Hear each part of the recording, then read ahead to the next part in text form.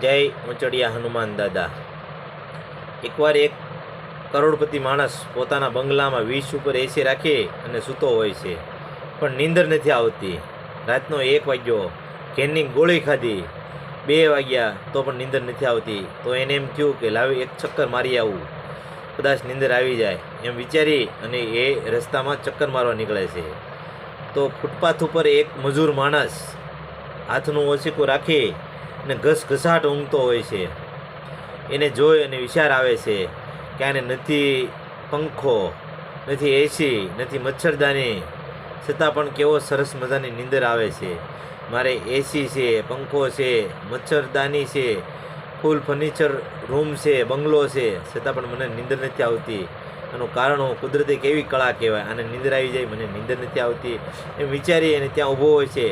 ત્યાં મજૂર માણસ જાગી જાય છે। તો એને એક પ્રશ્ન પૂછે છે કે તને ભાઈ વગર સુવિધા એટલી બધી ગાઢ નિંદ્રા કેમ આવે છે?